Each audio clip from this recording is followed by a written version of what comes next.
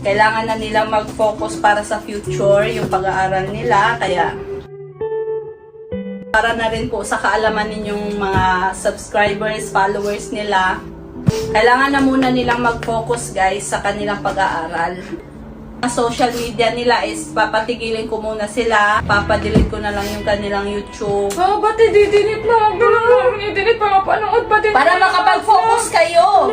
Kasi hanggat nandyan yan, hindi nyo mapipigilan sarili nyo. Mag-social media pa rin kayo. Nasa na si Kenan? Tsaka isa pa ha, si Kenan, pagsabihan nyo yan. Baka pag nandun na kayo sa China, kukontak-kontak pa rin kayo kay Thea. Yan, siguro wala nang daming sinasabi. Hindi talaga pwede yan si Kenan, tsaka si Thea kasi may nakalaan na yan kay Kenan.